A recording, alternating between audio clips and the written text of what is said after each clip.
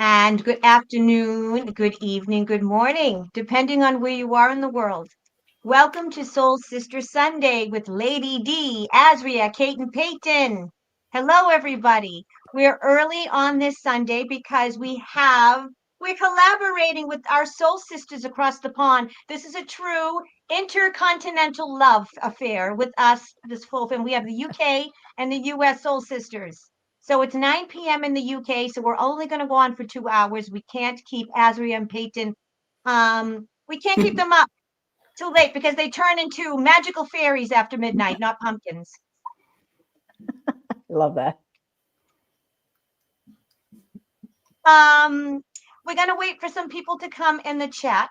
However, this is episode 2. We did about a month ago. We did our first episode of spiritual attacks and demonic attachment. Demonic attachments. And we decided that this is such an important topic and something that we need to do on a monthly basis because we are in the height. We're at the crux, we're at the climax of a huge spiritual war. We know that there's a physical war going on between light and dark. It's not about politics, folks. It's light and dark, good against evil in every country. And right now, we are being attacked left and right because we are light workers. We are light beings. We are on Team God, Team Light, however you identify God. Okay. So we are source creators. We are on the front lines. And because all the big demonic principalities, those that are written in all the spiritual books, the Bible, they have been obliterated from the earth. God has taken charge. Now we have these low-level loser demons and witches and warlocks that are coming together now. They're banding together because they're on the last legs. They need their loosh. And we are like big, humongous smorgasbord platters, and they want to get their energy. They're attacking us. And recently, I've come to realize, and I've been in this is my first rodeo, that many of the things that we think are just normal parts of life, just bad luck, just hereditary, just this crap happens, are really demonic attachments. And probably one of the most insidious, I will say, darkness that has perpetrated our society and has gone rampant is narcissism. I don't think there is one person here that is watching now that has not met a narcissist, that has not suffered in one way or another from narcissistic abuse, whether it's your family, your friends, your job, it's everywhere. With the, let's say, the social media and the rise of social media and selfies, we have a pandemic of narcissism. Everyone wants they want everything. It's all about me, me, me, me, me. And people think that this is just a normal part of society. People act this way. No, they don't. People don't know that narcissism and narcissists are really demonic. It's a dark energy. So we're going to talk about this today. More specifically, how do you know if you are being attacked by a narcissist or if you are suffering from narcissistic abuse? Why is narcissism rampant? How does the demonic use it? How do we detect it? How do we protect ourselves? And how do we fight it? And so without further ado, I'm going to go around the room and I'm going to introduce all these lovely ladies. They have been on my program before, but just in case you're new here or you don't really know exactly what they do, I'm going to introduce. So Kate, if you don't mind, because you're next to me on the screen, if you don't mind introducing yourself or reintroducing yourself, a little information about what you do, your specialty, and just so you know, all these lovely ladies on the screen, all the information to get in touch with them is below in the description of the show. And I'm going to give this to Kate. Okay. Hi, I'm Kate Sterling. I'm an energetic practitioner, healing practitioner. I've been doing, energy healing for 20 years at least. And I specialize in removing demonic attachments, any kind of spiritual or energetic interference, and then restoring the body. What else can I say? I don't know. I have a passion for it. I actually have a passion for it and have been mapping out the unseen world and what we're bothered with and what's happening to us, because the unseen world is just as active as the physical world. So I map out all kinds of what's going on. I'll just say that for now. Fabulous. Yeah. And Miss Asria, would you like to tell us about? Good evening. Yeah, good evening, everyone. Oh God, there's probably many names, but a multidimensional healer. So I work through transmissions, frequencies, and star beings predominantly. So within those, working with frequencies and energies, obviously you do get both sides. But it's really bringing and helping individuals to bring themselves back into their own sovereignty, back into their own authenticity through those vibrations and frequencies and those transmissions through from our star being and our star friends, who are certainly making themselves very well known in our skies at the moment. So anyway, it's an absolute pleasure to be amongst these amazing ladies yet again. So I look forward to the rest of the show. As do I. And last but not least, the beautiful Peyton. How are you? Would you like to let everyone know you're on mute, just to let you know? I would have said everything and you would not have heard a thing. What am I like? Hello, everyone. Thank you for joining us this evening. It's really great to be on this panel again with Kate, Asria, and yourself, Lady D. The last time we had so much fun, and I think we gave quite a lot of great information. So I am looking forward to building on that and giving a further step to everything that we did last time. I'm a psychic practitioner, and I specialize in your soul contract revocation. I facilitate your trauma release, especially if it's ancestral trauma.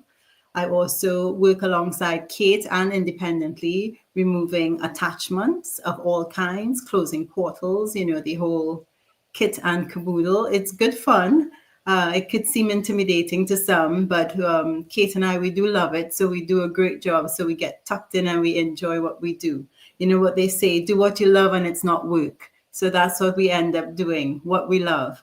I also do spiritual counseling. So anyone needs to understand where they are in life, because a lot of people are going through such a shift and a change, and they don't understand why they don't connect with friends the same way anymore, or why they don't like the things that they used to like anymore. And it's a bit of confusion because they have no direction or anyone among them to guide them. I step in once you've made contact with me and help you make sense of all that you're going through and help you to now understand a new path and the growth that you're on. Beautiful. Beautiful. I love it. And everyone knows what I do. You're on this channel. If you're not, I'm Lady D. This is my channel, Oracle of Lady D. I had the pleasure of meeting all of these beautiful soul family, soul sisters. This year, they came into my life. I don't just do card readings. I've been a psychic intuitive and a channeler. I channel my higher self, the divine. I do not channel entities. I do soul therapy. I do past life regressions. I do past life readings. I do a little bit of everything. I also do energy release therapy sessions in which we do a session and we release any type of blockages in your energy centers, because we know dis-ease, it comes from dis-ease. So everyone pretty much knows who I am and what we do. So let's get right into the show. And let's talk about narcissism. And ladies, and I'm going to start with Peyton, so you're on the top left. Peyton, why do you think there's such a rise in narcissism, especially today in our society?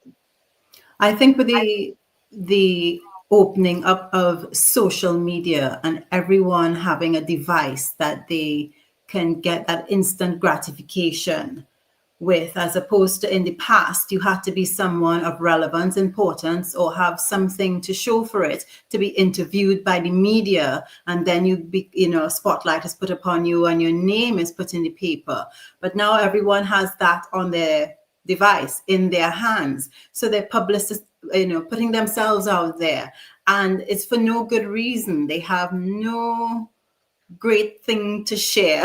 It's literally me, me, me, me, me, me. And it's become a competition to be relevant and to flaunt the nothing that they have to show. So it is an aggressive space to be in, to try to constantly keep being relevant. So it's kind of being inbred into this society, especially as children are now being given devices from a young age, and they're being groomed into that mindset of not having to accomplish anything in order to get recognition. They just have to take a photograph and put it out there and look for likes and admiration. So this is why I believe that narcissism, or the narcissistic personality template, is on a rise in our society right now that we're living through.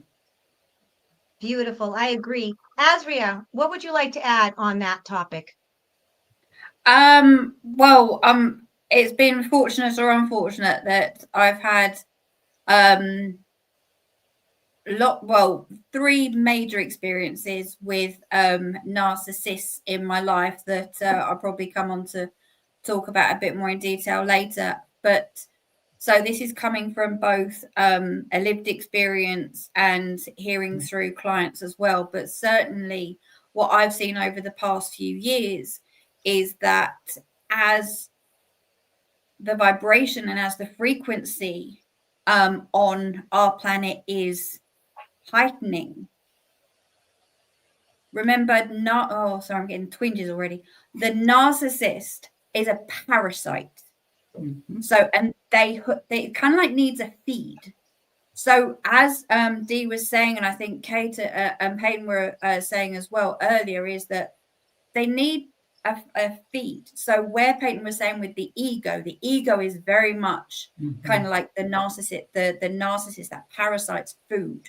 So if somebody is within that energy and within that frequency, bam, that's kind of one area to focus on. But as I said, as this frequency is rising, they don't really have many places to hide.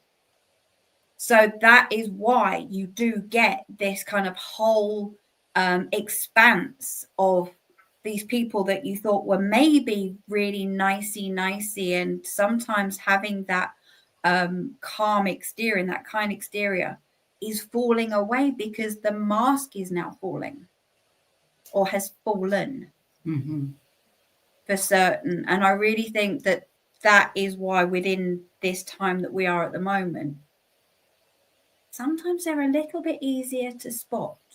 And I think those people who are experiencing it or have experienced it are also being believed now, because there are so many of us who have experienced it. So you're not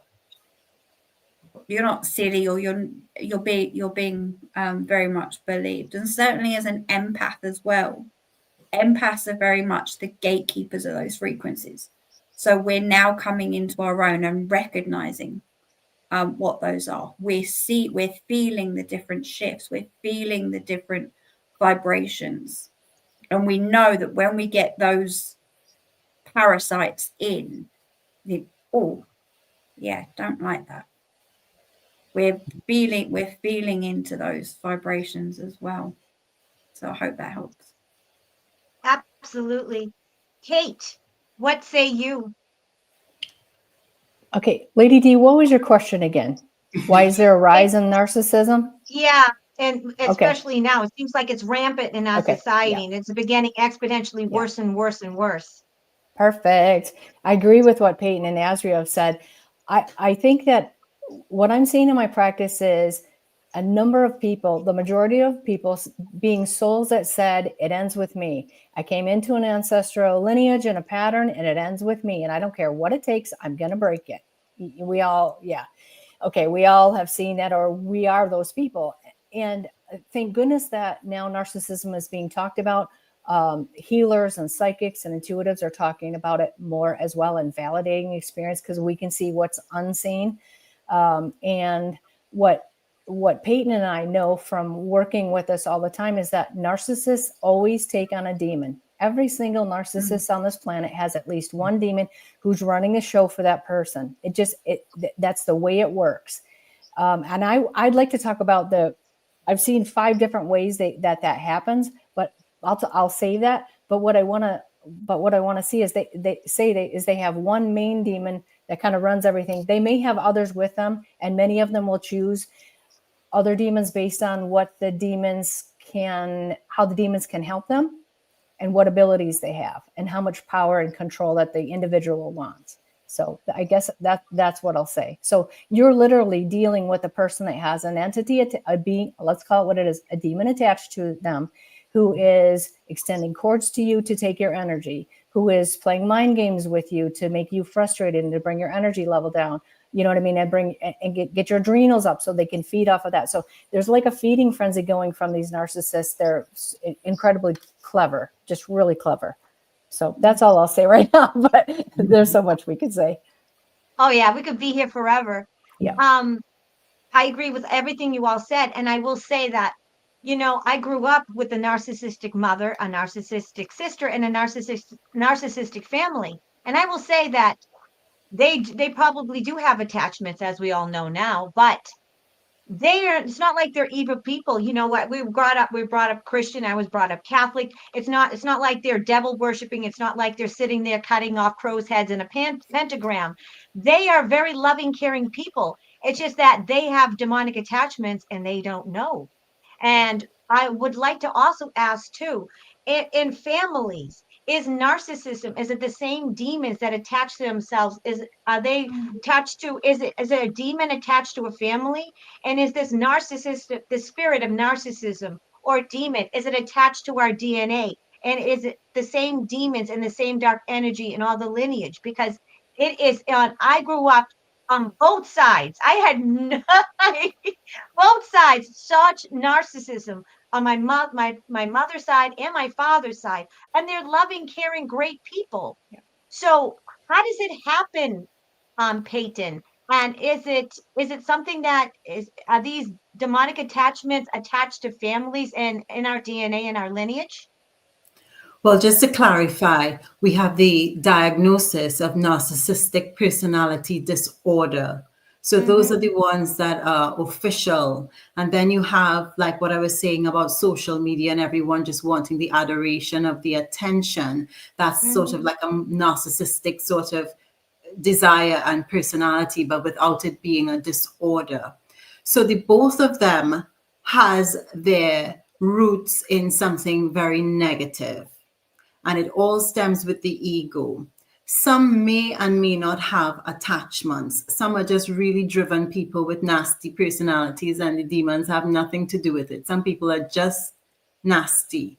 However, the ones with the demons, depending on the cycle that you've observed with the family, it could be the same demon coming through generation after generation, and the family is experiencing the same thing over and over and just can't understand for the life of them how come we're all widows, or how come all the men in the family are alcoholics, or how come we can't have children, after a certain point. There's always something recurring over and over, and that's a real big indication that you have the same demon just manifesting itself over thousands of years within one family lineage. Yes.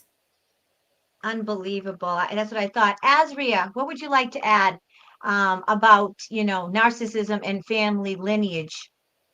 Well, that is very much so. Thank you, Peyton. That's very much confirmed a thought I've been having for a while, because I know with my own experiences, it was through it was my ex-husband, but I know, like, looking in hindsight at his family, that it was like you could see kind of like from grandparents to mother, but it was only kind of when he got to a certain point, that then turned into a full possession. Like you were saying, there was never any formal diagnosis. There was formal diagnosis of depression at some point. But with that, it was very much the cars, the money, the whatever. So it wasn't necessarily the fame, but there was certainly very much ego driven. And it went from, yes, okay, there's something nasty around, that over the 10 years was kind of growing and growing, and every so often would pull back. It's kind of like, oh, maybe she's figured me out, maybe she's found it out, would kind of step back, and then as soon as kind of like your guards let down, would sort of come forward again. Sorry, I could go on about that for forever and a day, but certainly I really do feel that, as you said, it is within that family. So thank you so much for confirming that, Peyton. And I do, one of the things that I would say to people is that it doesn't matter if it's a mom or a dad or a sister or a whoever, because I've heard so many of my clients say, oh, but it's my mum, she can't be. It's my brother, she can't be. It's my daughter, there's no way it could be. You are a soul. You are a light being. So yes, you have come down here with a contract. So unfortunately, within that soul family, as Peyton, just following on from what you were saying there, Peyton, yes, it by the sounds of it, it can then go through. So it doesn't matter if it's a brother, a mother, a sister, a friend, somebody you've known for 30 years. Sometimes it's the ones that are closest that we find the hardest to accept. Very profound and so true. Kate, what say you about this, about family, the lineage of narcissism? Absolutely agree with what Peyton and Asria have said too. Yeah, it's like let's say the demon that's attached to the family line will affect everyone in that line, and a little bit differently depending on who the member of the family is, but they're still influenced, and they're influenced at a very young age. And I see that as one of the ways that a narcissist would take on a demon. You will take on your family's demon, let's say, unless you choose not to. You'd have to do work, and you'd have to have some conscious awareness that, hey, well, I'm one of these souls that came in and I'm breaking this. I'm breaking this family tradition that no longer works, and it ends with me. You'd have to be very aware and then remove those attachments. Does that make sense? Yeah, very Okay. interesting. Okay. So Kate, why don't we get into what you wanted to talk about earlier about how to detect it? Because I think that a lot of us, and we've talked about this the last time we were on, that it's almost like with the frogs boiling in the pot. Sometimes we don't even know that we're being narcissistically abused, which includes, gaslighting and all of that, like the umbrella of, the emotional abuse, the verbal abuse. So how do we know that we are dealing with the narcissist? Because a lot of it is very stealth, and there's a lot of covert narcissism. Like, for instance, my mother would act one way to me, and she would be like so bitchy and awful to me. But then she would be, in no sense, I love my mother, and she's done a lot of work. But, she would be one way at home, and then she would go to church and she'd be in the choir and she'd be the cantor and she'd act like an angel. And then she, come home and scream and yell and swear. So, um, so how do we know? What are the telltale signs, if you don't mind, Kate? That's a great question. I'm looking at it from an energetic perspective. How do we know? Okay. Because they have a habit of attacking and then going away, presenting themselves to the world as one thing, presenting themselves at home as another. And you're left with always this feeling, this sick feeling in your stomach. That's partly the being feeding on you, right? But it's also like your experiences of a person aren't matching how you think you should feel. You know what I'm saying? How you should feel. So I think that's one way, is listening to that. Is that from an energetic perspective, you can see those beings, and you can see how the person is reacting. You can see the attachments near them or on them or whatever that is. Yeah. I agree. Now, see, the one thing that the three of these lovely ladies have is that I'm not a medium. They can see the other side more so than I can, and they can see the attachments. I'm beginning to see. I can hear and stuff. But for me, I can't see the demons, but I can tell, and I'm learning. It's like I'm learning my body. If I'm around a narcissist, I will leave feeling horrible. I will leave feeling drained, confused. That's another one. Confused. Like you think you know everything and they'll confuse you. They'll throw you off. They'll second guess you. They tell you you're wrong to try to steer you. It's like you feel awful. And if somebody, to me, if somebody really has their true interest, your true interest at heart, and they love and they care about you, you don't leave being around them or leave the conversation feeling awful and confused and just feeling like that, like you said, that gut wrenching feeling. What You'll say you, never, Kate? yeah, Oh, go you'll ahead. never, Go let ahead. me just say this, you'll never feel validated. Okay. It doesn't matter how much you do, how you could be whatever, you could be the highest level of anything or really accomplish something, you'll never be validated. You'll always have that empty feeling. But I agree with you. You'll feel exhausted and all of that stuff always. So Would you like to add anything, Peyton or Asria? I would. Other than I listened to what you said about your mother. So other than them presenting differently, because when they're out, the mask is on because everyone is charmed by them and they're the most beautiful person in the world. And it's usually only the closest people behind closed doors really see their true colors.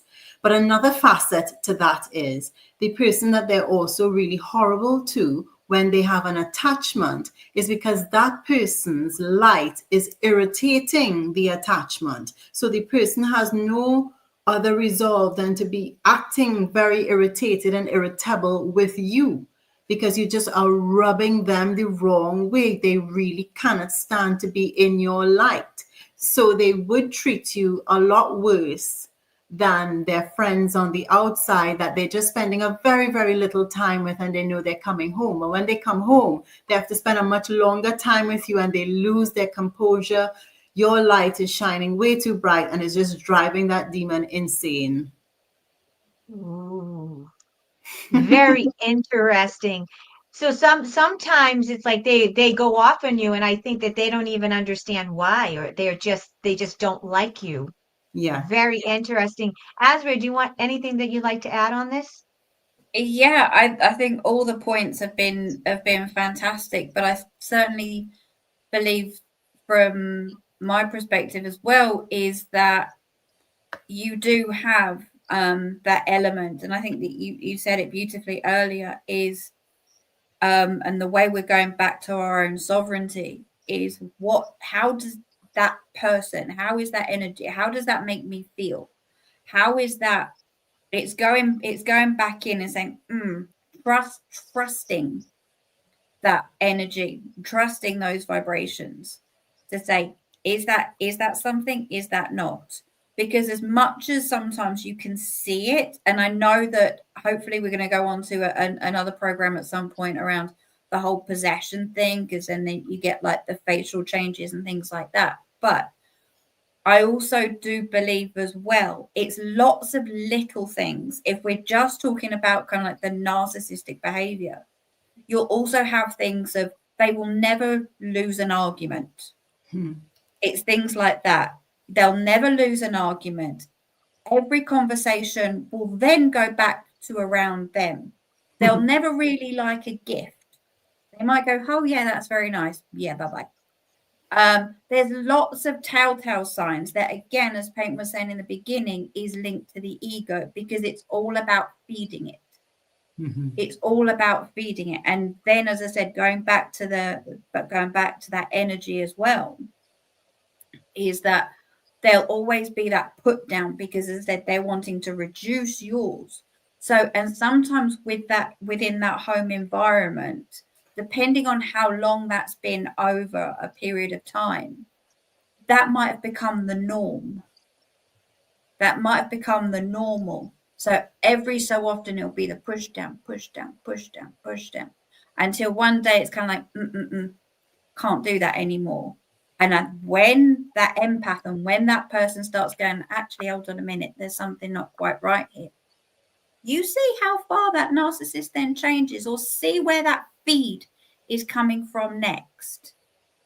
Because as soon as one feed starts detaching, they will always need to go and get that feed from somewhere else because they're not, as Kate was saying, with like the adrenals and that, they're not pulling. Because that person's then gone, oh, actually, no, something's wrong here. Shields start going up. So see if if that person is then going and finding other friends or a partner or cheating or whatever the case may be. I said we could be here listing things all day. But just see when you start closing off, pulling back, what's their reaction? Because as Kate said, we always need a feed. And that mask will be going up and down like a blooming yo-yo. Just you watch. It's so right. I'm thinking about my ex-husband. Never, and my ex, well, soon to be ex-husband and my mother, they could never, very rarely. I think my mother said sorry maybe once in my life, and I think maybe my ex-husband maybe once. They can't say they're sorry. They can't admit that they're wrong. It's almost like if they admit that they're wrong, they'll drop dead. Yeah. Why is that, Kate? And do you want to explain, and do you want to go more into that as to it's so attached with that ego. It's just like I love the way you said it. It's like they have this presentation of how they present themselves to the world, and then you. And it's all about appearances and all about facades and the adoration. So do you want to talk more about that, Kate, and anything else? This is like an open forum, and I know you all individually, the three of you ladies, have different ideas and things, messages. So I just want to make it let's let it free flow. So, Kate, what else do you want to add to this topic, and what else do you want to talk about this specifically? Related to this is why someone would be a narcissist, because there's a lot of conversation like, are they born or are they made? From my perspective, here's what happens. At some point, an infant, or it could be older, takes on a demon, and at that point they're a narcissist. That's how I define it. Why? Because when a demon, let's say when a demon is introduced and completely attaches to a person, you're going to have a mesh of their two personalities, but the demon's personality is going to come through very strongly. Well, demons don't ever want to be wrong. They always want to be right. It's all about power and control for them, and energy, and having their way, having like the ability to do whatever they want to without question. That's like a demon's motive. So let me just talk really quickly about how and why I see them attached. In no particular order. Okay, I'm just listing from my years of studying this. So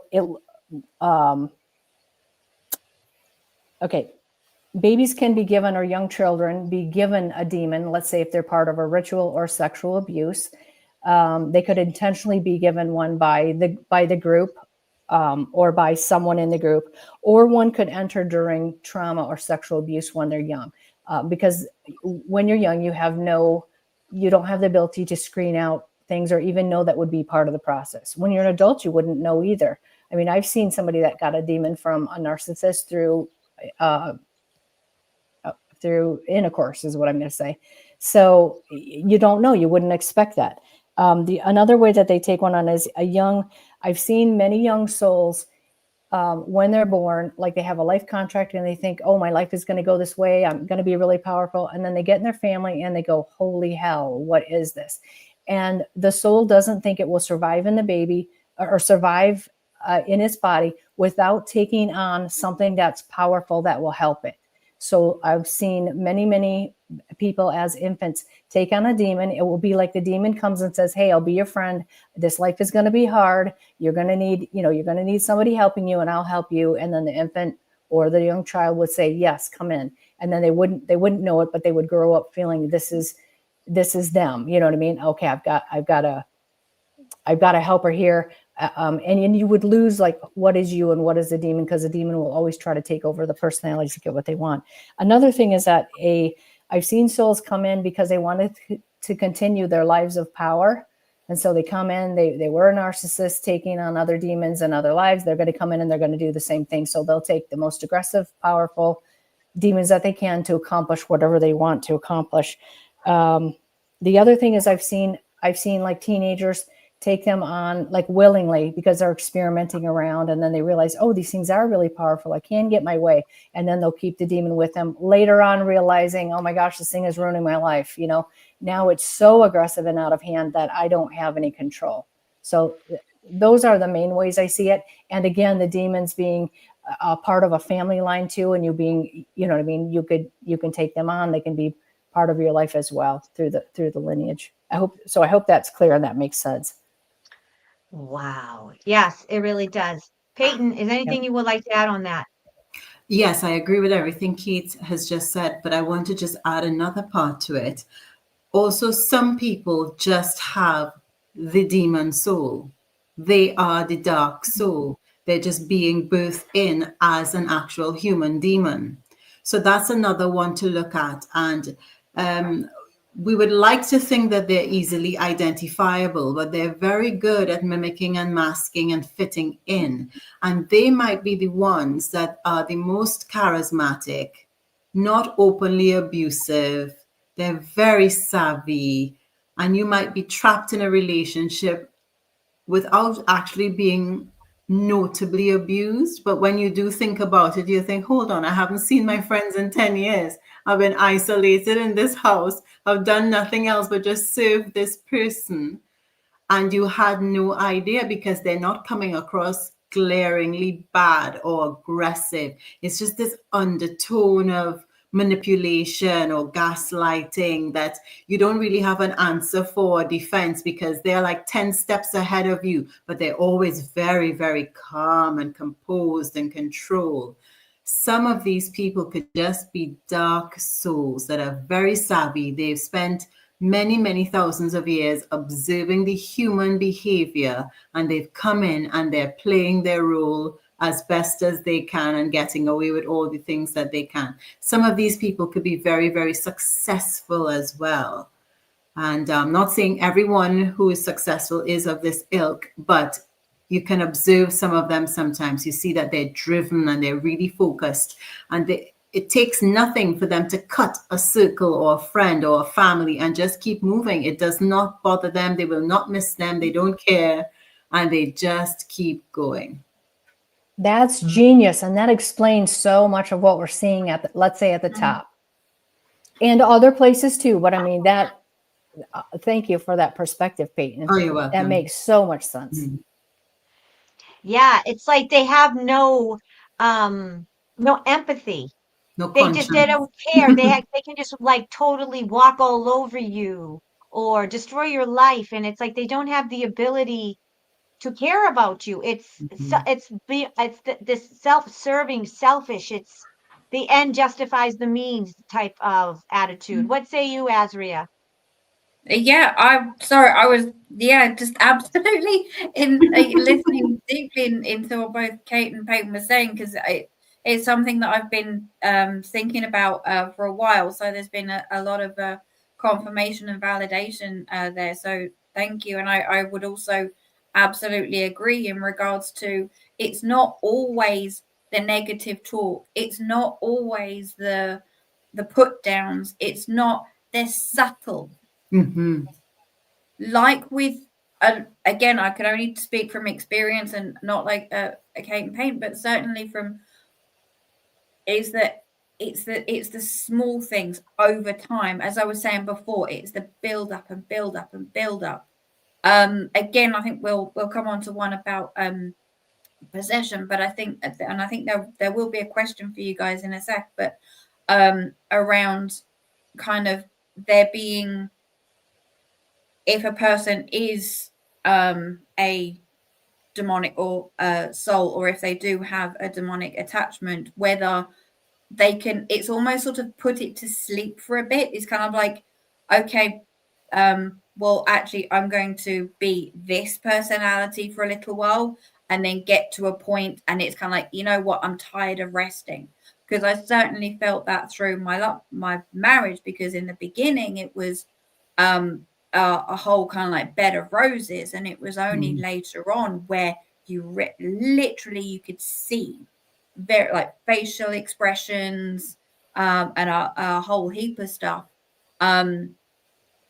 that what I was actually dealing with at the time. So I will think of a question and maybe we'll come back to it in a bit. But certainly I do strongly feel that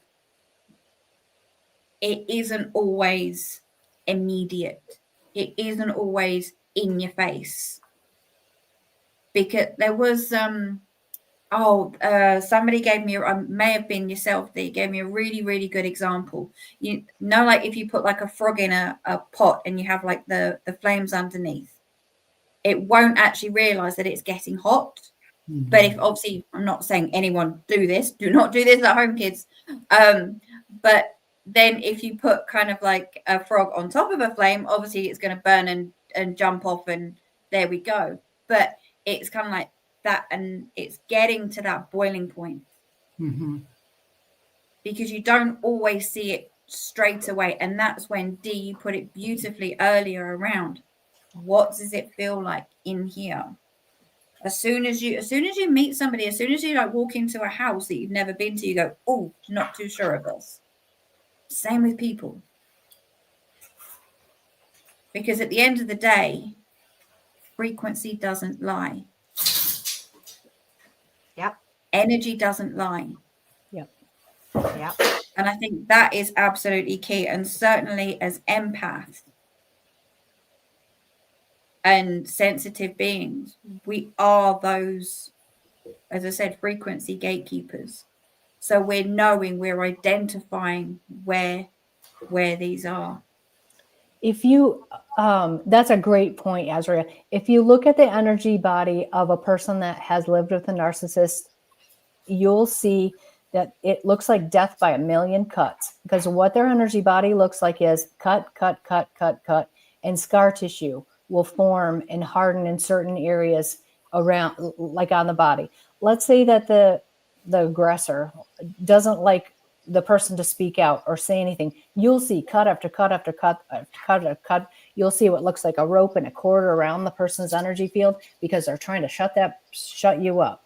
And you'll feel that. And sometimes you may feel like, if you're experiencing pain in a certain area, it would be the throat, it'd be the solar plexus chakra, it would be then the other two, like all three of the lower chakras could be interfered with, because they're trying to take your energy, to trying to tell you like to shut up. And you can see it in the energy body. Even if somebody would come to us and say, tell me what's going on, you would look and you would see all the trauma there. I mean, it looks like trauma over and over. So yeah. Very interesting. You know what Asria was saying is really hit home, because I noticed that all the narcissists in my life, it's not immediate. It's very stealthy. It's very insidious. And what they do is they kind of, they ingratiate themselves. They tell you everything that you want to hear. They're charming, and they love bomb you, and they make you feel safe, and they make you feel like you're on top of the world. And then when they gain your trust, then they attack you like a snake. Yes, they switch, because Yes. also their mask falls off, because it's Yes. only a period of time they can keep that up for, until they can't do it anymore. So it just happens to align sometimes with when they have you right in the palm of their hands, because they put all the energy into the work to get you. And the moment they've gotten you, they just relax, and now they've become themselves. So that's what you see. That's a great point. Absolutely. Absolutely. Yes. Absolutely. Yeah. That is a great point. Now, do you ladies think that, now we talked about how insidious it is. Now we talk about how insidious and how it kind of sneaks its way and slithers. Like, let's face it, the devil comes to distract, deceive, and destroy. So a narcissist is not going to be like, hi, I'm a narcissist. How in society has that incendiary, I shouldn't say incendiary, the insidious, how do you think as a society, it kind of, you notice it kind of slithered its way up? So why do you think, I mean, I think it's because of where we are on the precipice of this huge spiritual war. But how do you think is the main, I would say, culprit as why it's so insidious in our society? Go ahead. I'll just go first. Okay. Go for it. In general, if I look at how our systems have been set up and how everything has been set up, we've been told, and like psychic abilities and intuitive abilities haven't been taken seriously on purpose. People who are gifted or have these kind of, I'm going to call them superpowers, because they're kind of ostracized, made fun of, etc. on purpose. And so I think we grow up not paying attention to what we're really feeling and paying attention to it. And I think we learn to numb ourselves, block it out, and then the narcissist gets their way. And then the systems are infiltrated. Every system, doesn't matter what it is, medical, political, they're all infiltrated by narcissists who rise to the top. And they can, because they're cunning, and they can just be absolutely brutal to get what they want. Wow. Yes. All right. So anything you'd like to add, Kate or Asria? Yes. I was going to build on what Kate said, and that's exactly it. A narcissist, the reason why it's thriving so much in society is because they get their reward. It's not like they're getting a punishment for their behavior. They're literally getting their reward. If it's praise, likes, promotion at the job, money, success, whatever it is, that personality type, be it it's diagnosed or it's just grandiose ego, they're getting what they want. So they're not going to give it up because it's working in their favor. And that's one of the driving forces behind being so cunning and being a narcissist and stepping on people's heads and getting ahead, because who cares? I may never see that person again, but I will have my big house. That's the personality. So they get their rewards, and they will do certain things that the average person who doesn't hold that personality, they won't do. So they will do everything, and you know what I mean, all the filthy things and all the disgusting things, they will do it all because they have their eyes set on the goal, on the target, and nothing gets in the way of that. Whereas someone else who is not like that is going to say, oh no, I couldn't possibly compromise myself like that. Sorry, that's not important to me. So it's because they get their reward. That's the fuel. If we took away their reward for that behavior, there will be no more narcissists, but it will take a lot to take away those kinds of rewards. Yeah. The society is, our whole society is based on that success, money, material things, getting ahead at the expense of others. That's like the virus that is like perpetrated on society. Asria, anything you'd like to add on that?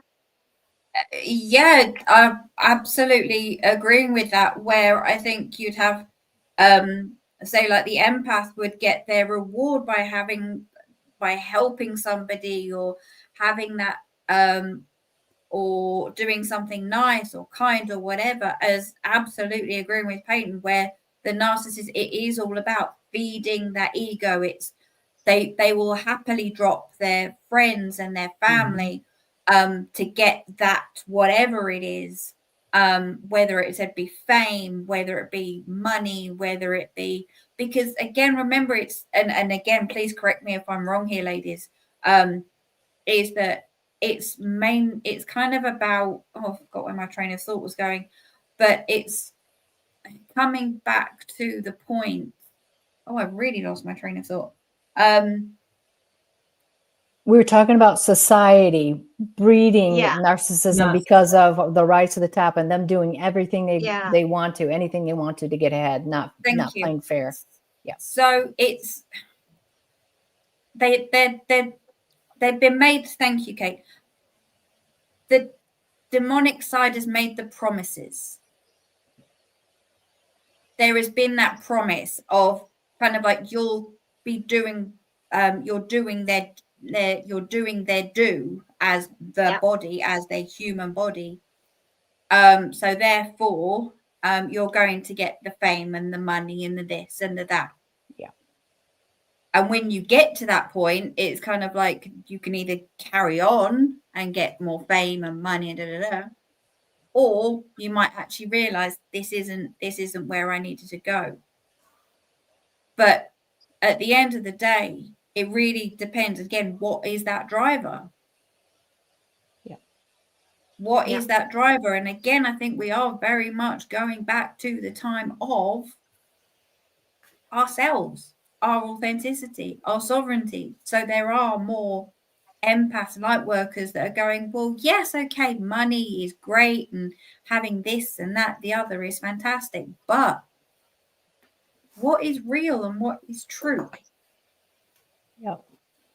Yep. Is Go raising for it, my Kate. hand. I have a question for Asria, because it takes a lot of strength to know that you're a spiritual warrior, to do your work, and then to put good work out and to help in many ways, in new ways, let's say, of breaking through the light and helping others. I'm wondering if there's a galactic connection to like certain types of spiritual beings, or with certain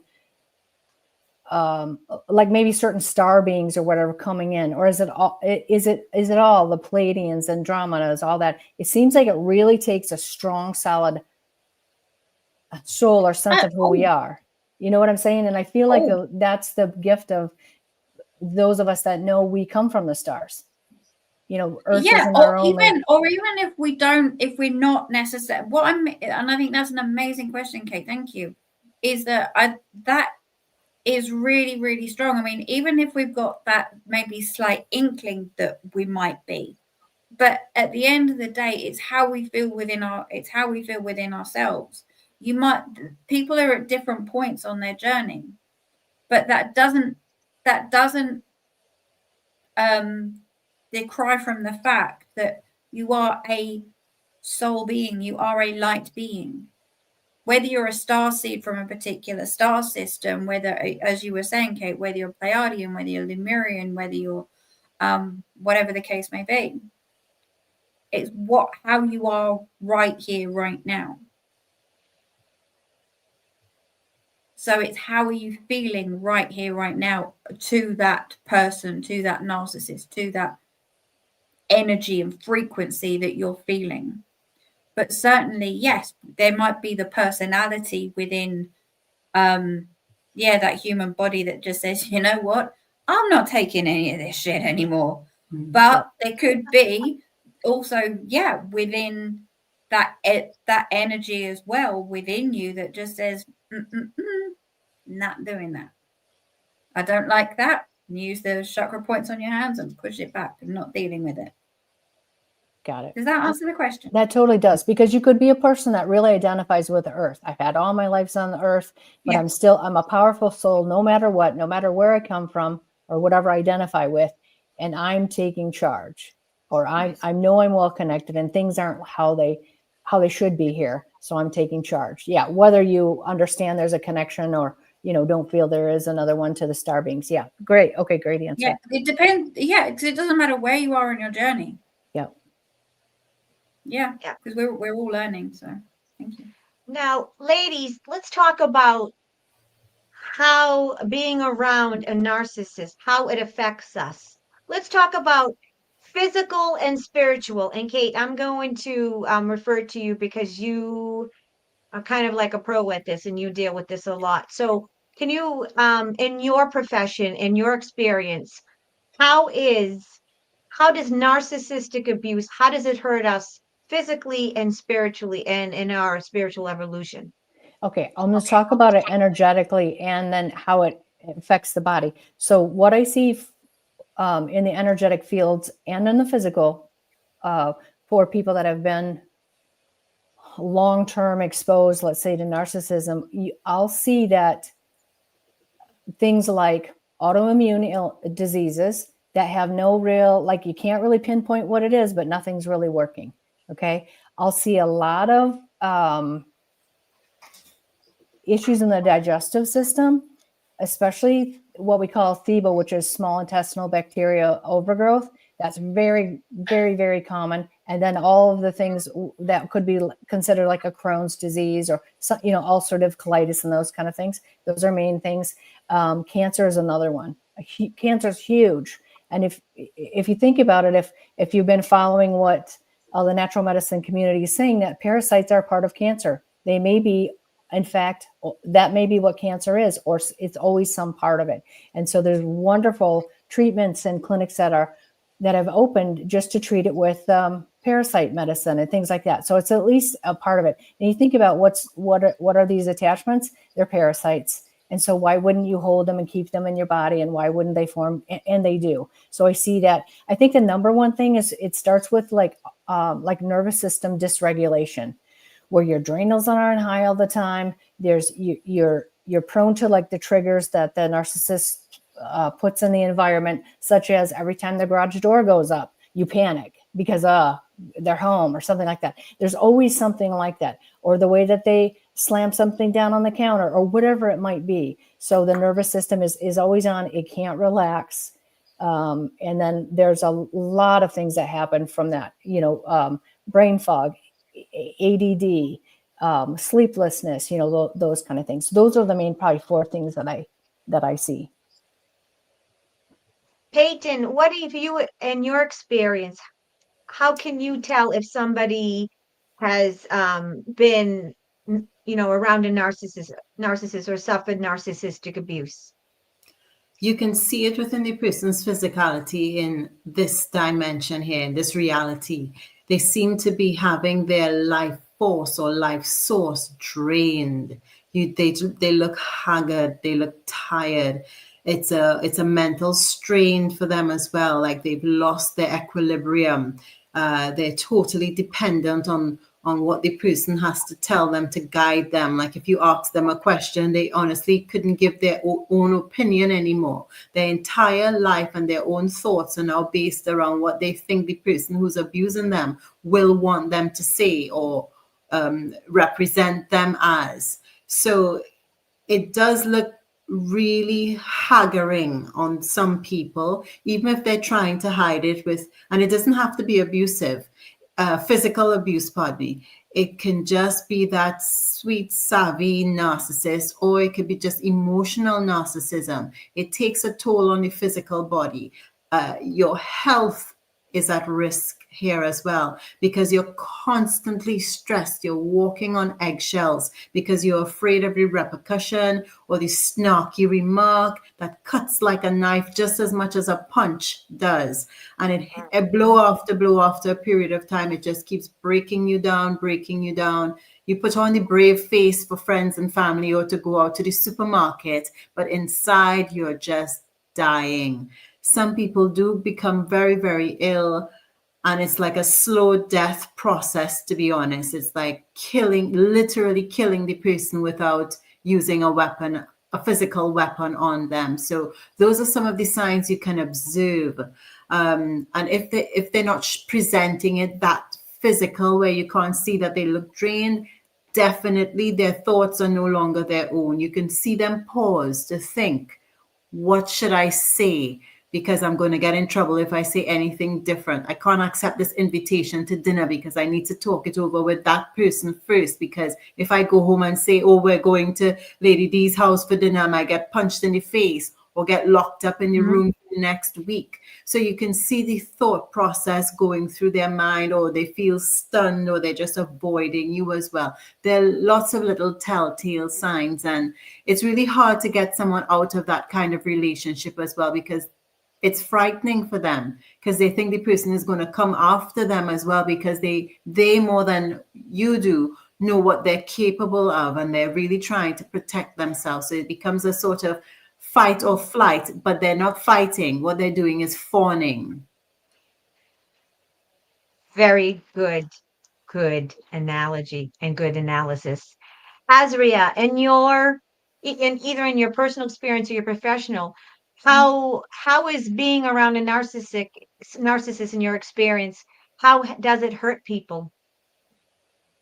Hurt. I mean, just following on from Peyton there, it is both sort of mental, physical. I would certainly say, I know Kate was referring to kind of like going into the solar plexus before, and I certainly felt that a lot of so many people are diagnosed with like IBS, irritable bowel disorder, because there is so much. You've either got the tension, as Peyton was just saying there, as to what's going on. You've got it from an energetic perspective.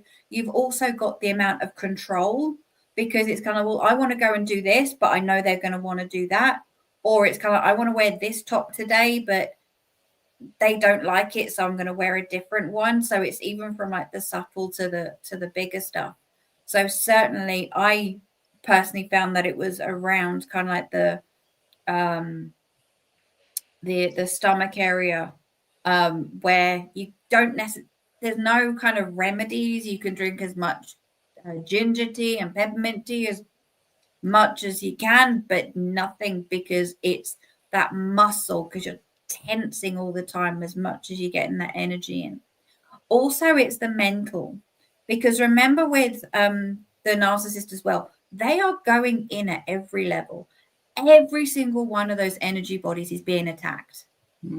So even on like the mental side, that level of control, because again, that's one of the things they thrive off of. And I know Peyton just mentioned there around what to do, when to do it, and even after. The main thing is afterwards.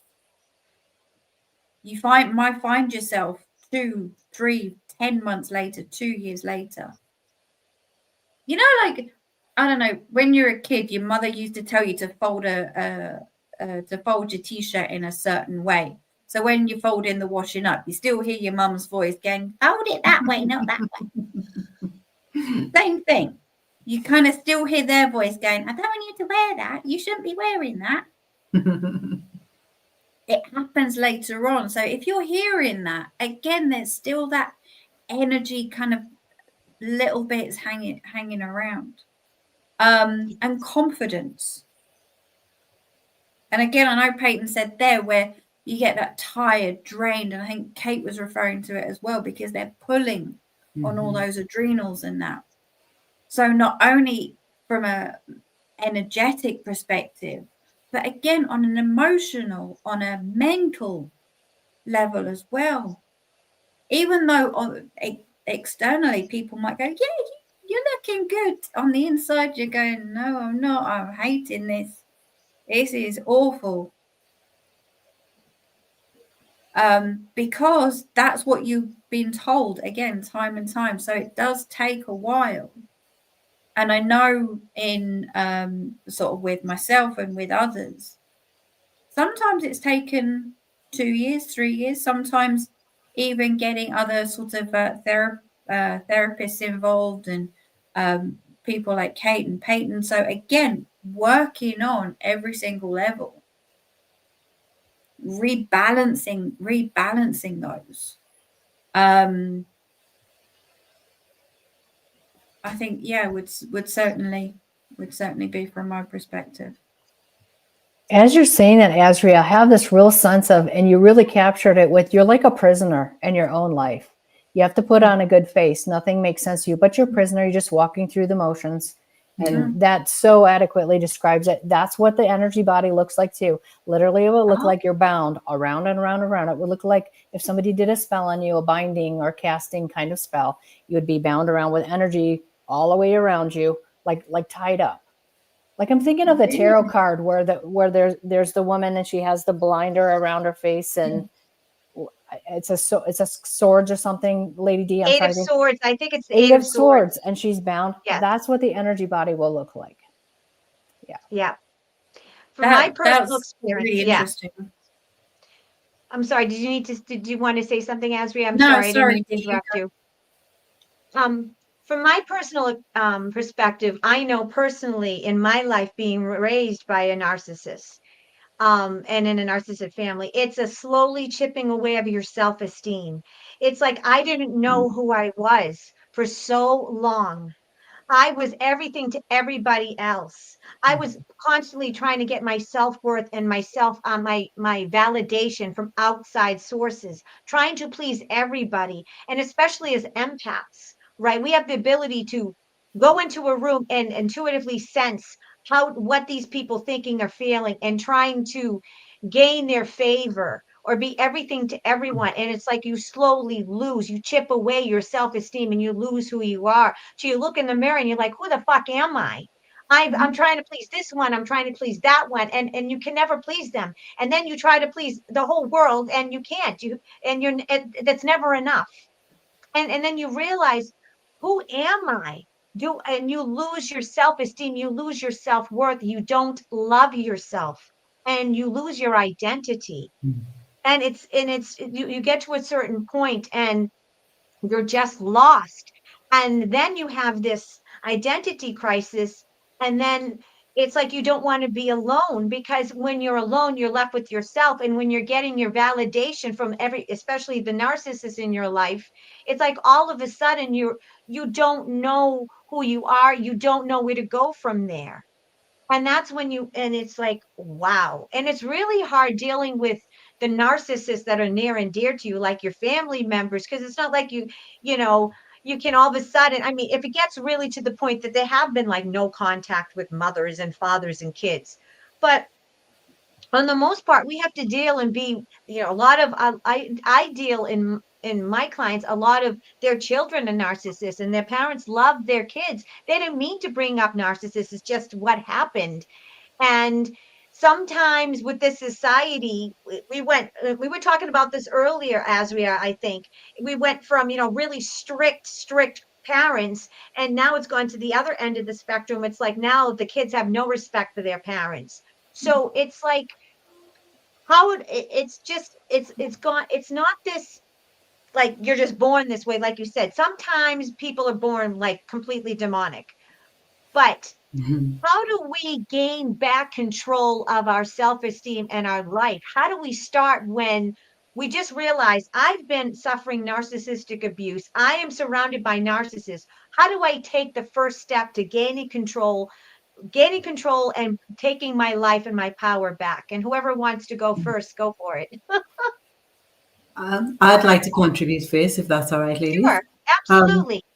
When you're a victim of a narcissist, other than all the things that they inflict on you, if it's physical abuse, emotional abuse, mental abuse, you have shame, endless shame that you are experiencing for being in this relationship, for being so intelligent, so educated, and just ending up in this situation.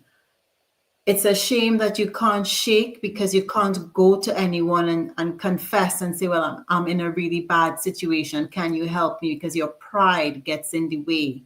So you have your own obstacles that you're dealing with because of your own ego in this moment.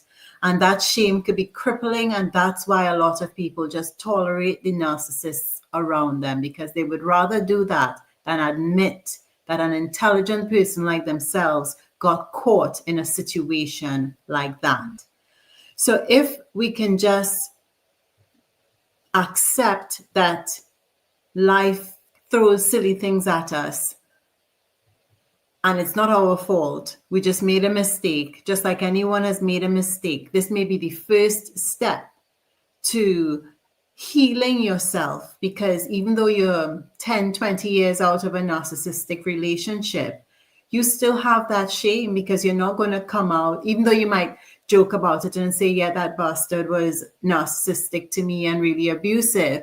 But the real deep-seated feeling that you have inside, that core shame, is there. So if you can somehow find a way to acknowledge it and address it, because it's not only anger. Of course, you're pissed off with this bastard who done all these things to you. Of course, you're angry and all those really high emotions. But in the quiet, in your mind, you have this shame.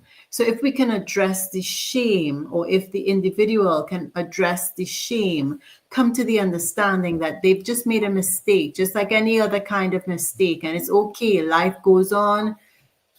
That may be the first step towards releasing the sensation that they're holding on, because it's not just anger and sadness they're holding on to. They need to release the shame. That's a great point, the shame. That is a great point. Yeah, absolutely. I'll go next if you don't mind, Asria. Yeah, sure. From an Open forum. energetic, from an energetic perspective,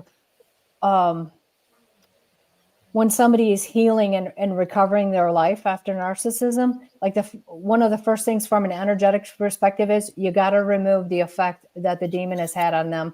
Or if the demon is still reaching out, latching out, attaching cords, you've got to remove the cords. And whether they have that done by somebody, usually you have that done by somebody, but you've got to take your own power back and understand that that is what's happening.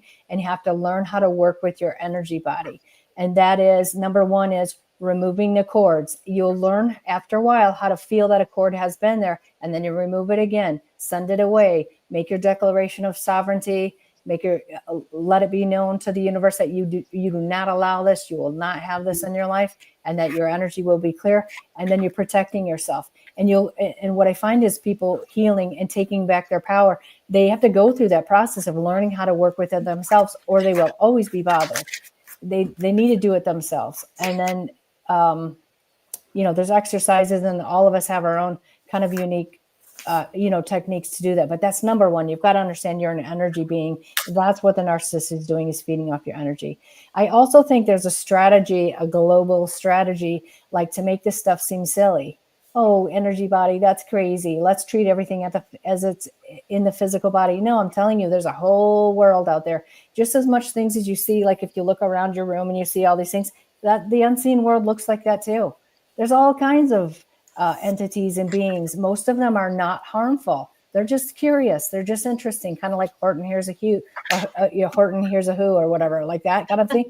You know what I mean? There's little things that look like dandelion, puffs that are blowing around and stuff like that. They're just curious, or they're part of, the earth spirits and things like that. There's a whole really rich world. And once you start to take control and take power, you understand that you're part of this beautiful energy.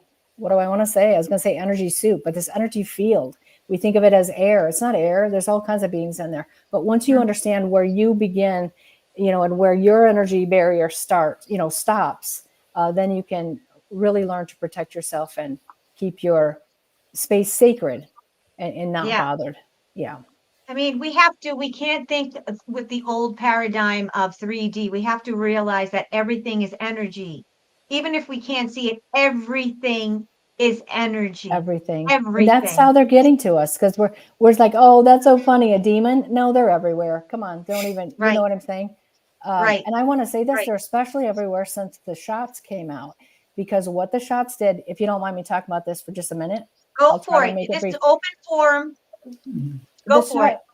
Not all the shots were like nasty business, but some of them were. And some of them were paired intentionally with demons in mind. So some of the people that have taken the shots have demons that are actually standing around them or by them because they're attached to the vials. There's also energetic they look like little nanobots, like almost technical little beings that are filtered around. You'll find those in crowds, and you'll find those little kind of, they're not the smartest demons, but you'll find the COVID beings there too. They're just big, they're almost adult size, and they just hang around and bump into you. You'll be able to feel them, or they stand in your rooms if you take them home. They're in crowds now, whether you've had the shots or not. And there's a couple other things. There's a couple other things too, but those are the main ones that are affecting us, because we didn't have them before these shots. We had other beings. So I feel like that was a strategy too, Lady D, as we're talking about, we're coming to the pivotal point. I think that those shots were part of that. Let's infiltrate everybody with a bunch of stuff. Let's make them sick. Some technology type of beings, because they're different. They're more tech than the other ones. And they think differently. They're like a hive mind kind of being. And then let's open all the other portals in the world, and let's just go crazy, because the big demons are gone, and they are gone. I'm not the only one saying it. Asria, Lady D, you've said it. Peyton, you've said the same thing. There's other people like Jessie Saboter, who was part of the system. She's saying the same thing. The big ones are gone. And now they're having to throw more at us. Like, it's like bringing in a football team. Let's just, okay, go get them. Whereas you'd only see like maybe a portal and one being would open. Now it's like, it's the whole B team. I call them like the whole B team. They're not particularly strong. They're a little aggressive, but many of them are not that smart. They're just, they're going into just to kind of, they're more like chaos. It's more like If you think of a game, like a gaming scenario, it's more like a chaos. Just go and spread chaos, that kind of thing. So, okay, I think I've said enough, but I really wanted to say that. Thank you. I just want to, oh, no problem. I love this. I just want to say we are going to do, Kate is going to lead us in an energy clearing, and we're going to do an exercise at the end. But I agree with everything that you all said. And because we're at this crux of this spiritual and global war, and you've said it too, and we've Kate, and you basically said this before the show. It's like all those that are, working for the dark, they've opened up governments, all the nefarious Khazarian mafia members, and all of our governments, they're opening up portals. CERN, DARPA, all, they're opening up portals because they're working with the little low-level demons now, the losers that don't have the dark principalities. And we shine very brightly, and they're starving for loosh. And people like us, we're like a lobster dinner, a steak dinner, we're everything to them. And they're attached to us. It's like, if you're starving, do you want like a filet mignon and a lobster dinner, or do you want a little crumb? So it's like, they're going to come after us. So it's like they've opened up the gateways to hell, literally. And that's why we're seeing so much more of the aggression and the violence and everything. Like, the society is crumbling, right, Kate? 100%. Yeah. Yeah. So what else have we not covered that you three ladies think it's important for us to cover? Because I'm being mindful. We have about 45 minutes left, and I want to leave about 20 minutes? You're going to need 15, 20 minutes for the clearing, Kate? Yeah, probably 15. It's quite quick. I'm going to say 10, probably 10 minutes to do it. Okay. But it would be helpful to talk about it. Okay, so I'm going to do a cord cutting guided visualization, but there are many ways to cut cords, and I would love for us, because I know everybody has their own techniques, just to talk a little bit about that, and then you would find what works best for you visually. But we can we can do that before now. Okay, because I know Peyton has a really interesting way of cutting cords, and I love it, and it works really well. So Peyton, I'm putting you on the spot, but I love. No problem. Because of the souls and energies that I work with, I use a lot of fire, and those cords don't stand a chance when they get blazed with fire or frequency of that energy. You know what I mean? So I do that. Sometimes if it's something attached to yourself, well, the other day I had a joke with Kate. I was scrambling. I didn't know what to do because I was also being attacked, because we are all susceptible to being attacked. And my defense team were stripped from me in that moment. So I was quite vulnerable. So what I did is I blazed myself. And that just was an instinct in the moment, because everyone I was calling for in the moment to come help my defense team, I just went, all right, blaze. And I blazed myself. And that worked pretty well. I've never done that before, but I was quite desperate in that moment. And it turned out pretty well. The cord was cut, the entity was gone and incinerated. And I woke up pretty fine, living to fight another day and have a laugh with Kate about it. I love it. The sacred fire. Yep. From the dragon energy, Peyton. That's correct. 100%. Yes. Yep. Asria, what do you do to get rid of attachments, to clear the that energy, to clear yourself? Well, as you ladies were saying, it is becoming more and more so, and we were having the discussion before we came on air in regards to even like when you get back from, I don't know, just popping down the road to to the grocery store and back. Sometimes you get back and you feel either a bit itchy or your energy suddenly dropped, and grounding. I mean, we can go back to the basics, and there is always there's always space for basics first. And then you can do, I mean, if you want to do like your salt showers, absolutely. Peyton mentioned there about bringing in your team. You can ask your guides, your spirits, your star beings, and just imagine that coming down and around you. Absolutely. You can use smudging, you can use sound. Personally, for me, it is always sound. Getting the drum out. My neighbors don't like it too much, but there we go. Yeah, getting the drum out and walking around with that.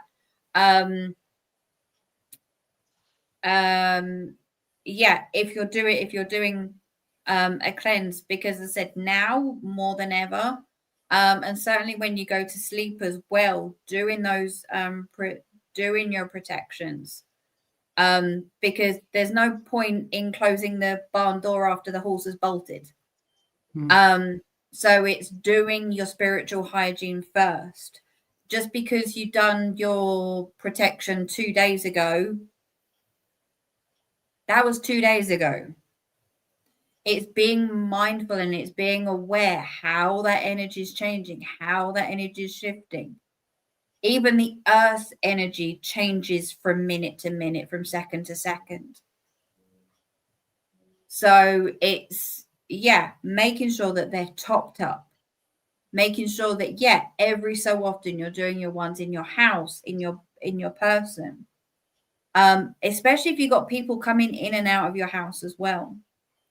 In regards to the cord cutting, if I'm being completely honest, I'm going to leave it up to the wonderful ladies here. I do have 1 or 2 small things that I normally do, but that's in regards to candles with certain herbs and things, which I won't go into right now. So as for today, I will leave it to the wonderful Peyton and Kate with regards to that. And because I've been looking forward to this myself. So I just want to I'm looking forward to it. Go ahead, Peyton. I just want to clarify something, because I know I said I blazed myself. I just want to clarify that this is in the astral. It is all within the mind. Please don't burn yourself with physical, real fire. All right. I just want to clarify that. Smart this to is clarify. Yeah. In the astral. And also it's another technique that you can use when you're trying to get rid of someone that's really affecting you. You know, you can envision a bin of fire and you're taking all that negativity that you feel about them and just casting it into the fire, and just with the knowing that this fire is going to remove all those energetic feelings and hurts and trauma, everything, just casting it into the fire repeatedly. You can scream in this process, because this process is it's in the astral, in your third eye, of course, but you tend to get very physical with it because you worked yourself up into this anger about this person, but you're envisioning this bin of fire that you're tossing all that upset that you have about this person into this blaze, knowing that it's just going to be gone when you're done, and just never revisit it again. And if you have the thought that comes up about the person again, you just thank it, because you've already dealt with it. You thank it and say, I've already dealt with you. Thank you. And then carry on with your day. And it may pop up a few times, and every time you say thank you, I've already dealt with you, and you just carry on, it's the less it will pop up, until you realize 6 months has passed and now you're trying to think about it, because it's like, how come I haven't thought about this in such a long time? So just try those. That's my little advice. I do engage in a certain frequency quite a lot, and burning them to smithereens is quite my technique. I love it. I love I that. love it. The sense I have then, Peyton, is like you're really pulsing that energy through your body, right? Or through your mind. Yes. And that's, yeah. And that works as well. Like so yours is this fire. You can do it for frequency too, whatever frequency you can request, whatever frequency gets this being to let go and to go away, or make it disintegrate, or burns it up, or whatever frequency that is, then you pulse it through. Yeah. Beautiful. Yes. Yeah. Well, for me, you know, I always have, and it's probably going to be pretty much similar to the cord cutting that we're doing later on at the end of this broadcast. But I do a visualization of cord cutting. I picture whoever is in front of me. I forgive them. I let them go. I tell them either in my mind through my third eye. And I do this with my clients. Everything is visual. And we have to get over like, oh, this is just my imagination. No, it's not. You're really doing things. You're thinking that you're just visualizing, you're imagining, but you're working in the astral. Visualization is basically, imagination is your third eye. You're seeing through your third eye. So you have to trust it. If all four of us on screen questioned everything, and if we thought it was just our imagination and visualization, we wouldn't do what we do.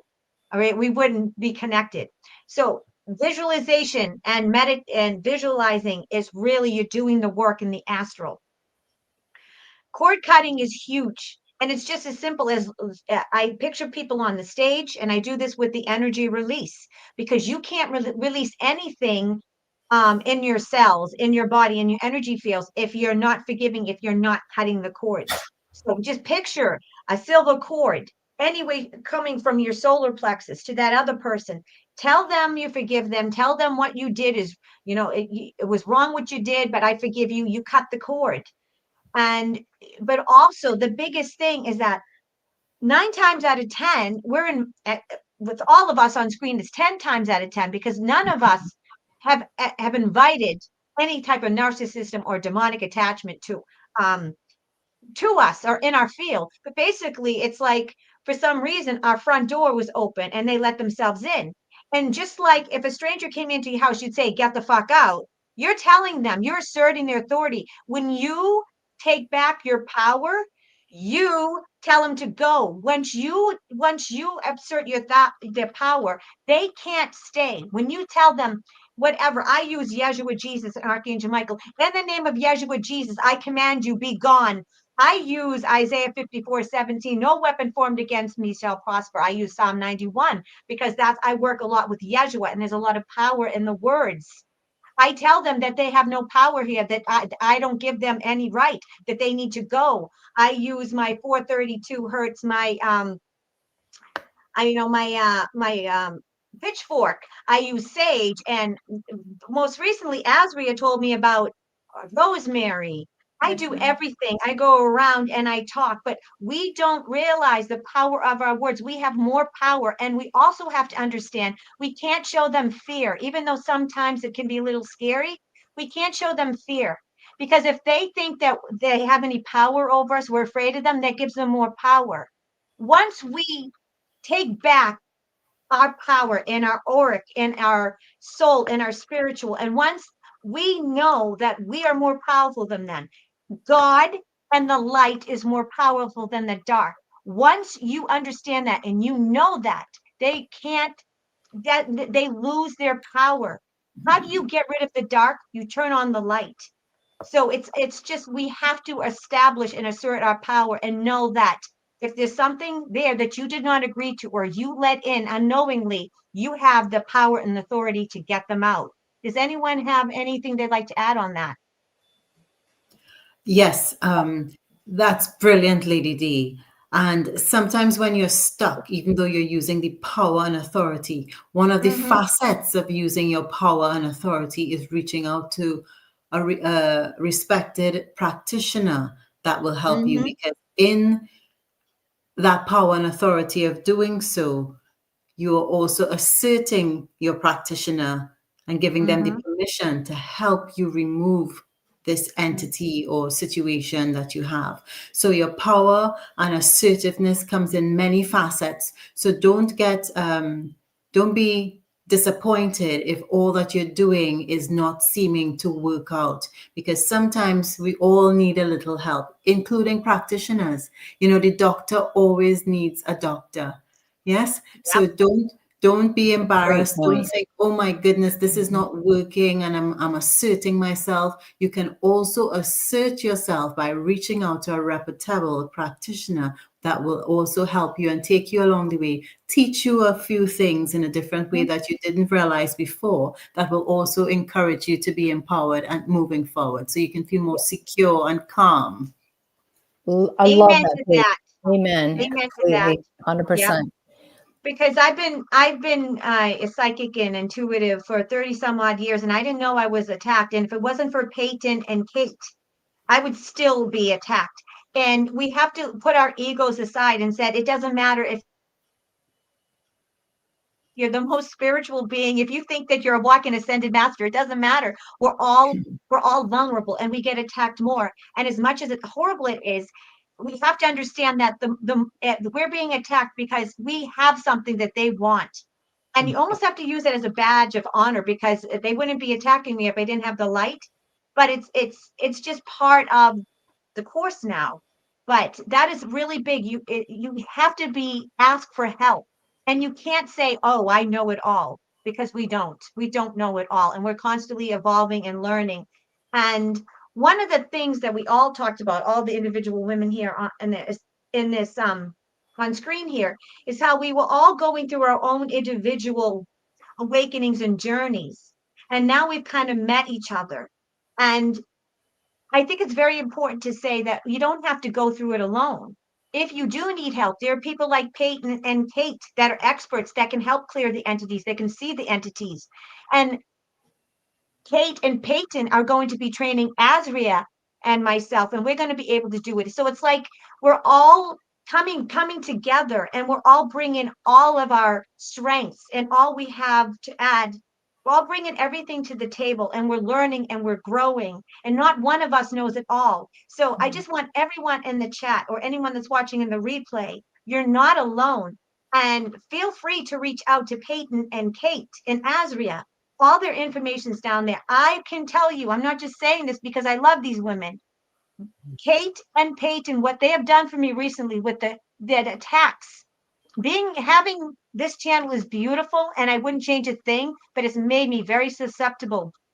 And all of us that are on the front lines and are in the public eye and have channels, because people think it's glamorous, but it's not always glamorous. We're more susceptible to attacks. So you're not alone at all. Never. So please, and even if you don't feel comfortable reaching out to us, just don't sit there and suffer at all. Yep.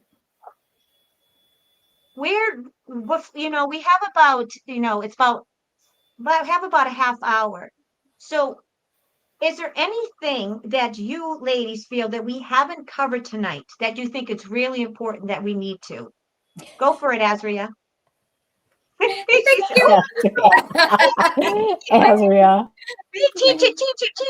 No, I just really wanted. That was beautiful, Dee. Absolutely, and the fact that we're not doing this alone is incredible. And the one thing I just really wanted to follow on from there as well is we don't all know it, and the fact that we can all, and I can see everyone nodding in.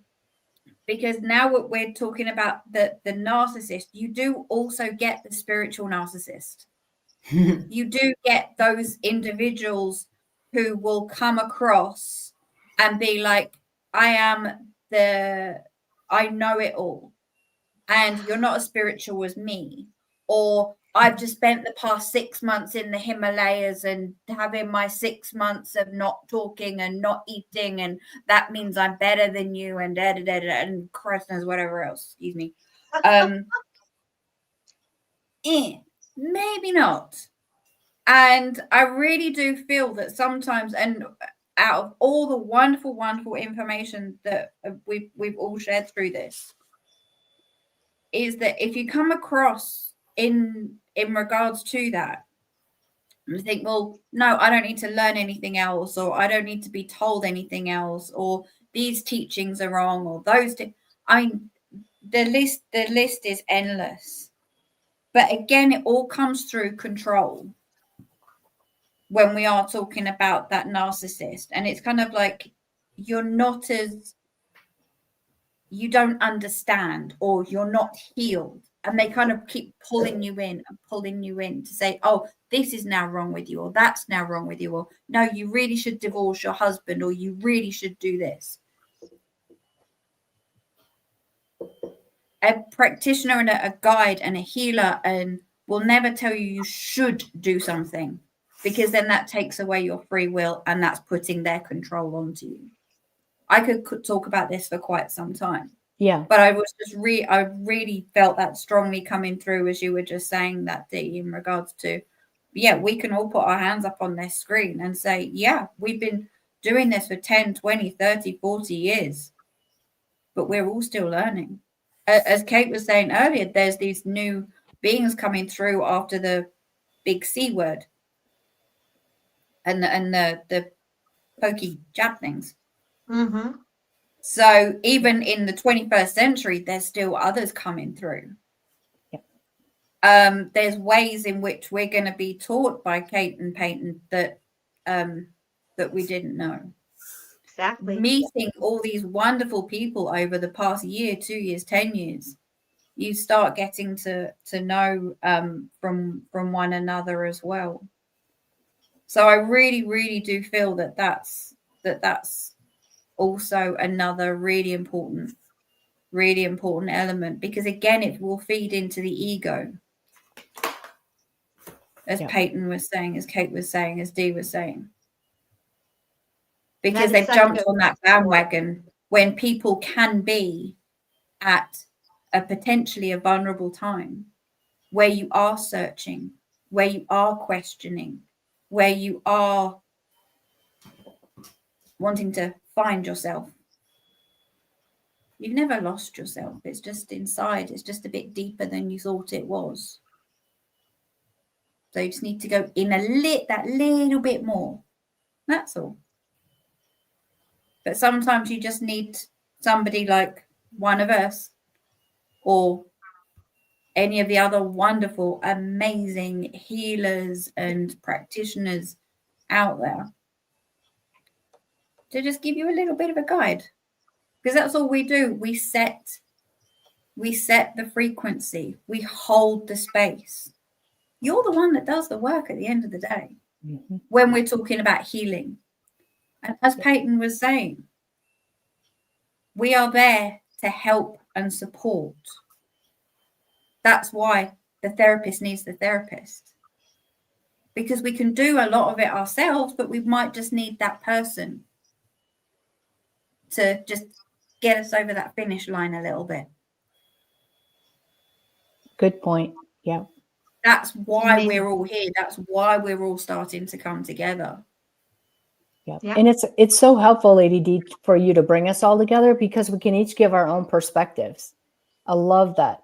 And like Peyton and I talk almost every week, and like, or I'll call her and I'll say, Peyton, what do you see with this? I just want a second opinion. Or what do you see? Because her view is different than mine. And she'll be like, oh, I see all this other stuff. I'm like, oh my gosh, okay, I wasn't focused on that. That's amazing. And it will help. So it's super helpful to have other people that you're working with from other perspectives. To Asria's point, if you want to feel empowered when you're working with any type of healer. You just do. You don't want to walk away doubting yourself and feeling worse. If you are, then, I mean, if you're feeling worse about yourself, then it may not be the right healer for you. But I'm going to guarantee that all of us have had multiple healers through our lives. Like, my specialty is unwrapping that stuff so you can feel yourself again, connect to yourself, and then you can do the work of getting to the other layers, the internal work. Mine's more of this external kind of work of removing these forces, but you'll need more than one healing session, because I'll guarantee most people on this show or listening to this show are the people that have said, it ends with me. I'm here to take this life seriously, and I'm going to figure this out. It takes a very long time. You're never done healing. You're never done doing your work, and you're never done learning. All the time we're learning or taking classes. So thank you. I just wanted to say that. And thank you, Lady D, for bringing us together. Oh, absolutely. This is my honor and pleasure. I just wanted to take this time to thank Jill from the UK. She she bought the super chat. Said, thank you, Kate, for your honest and true reply to a past message. Not able to make a live show, but will be around in my spirit. Thank you, Jill from the UK. She's one of my longtime subscribers, and love you from across the pond. There are a few questions, and I think the last thing that we didn't touch upon, and it's very important, is that for, obviously we have the ability, some people we can get rid, we can get divorces, we can go no contact, we can kick people out. But what about the situations in which we have to go to a job, or we have to be around family members that are narcissists? What kind of tools can we do to protect ourselves, protect our energy, our mind, body, and soul. So I'm going to go around and start with you, Peyton, Okay. if you don't mind, and then I'll do Asria and Kate. Good. I saw a really interesting question in the chat, and I'm hoping that you asked that one as well.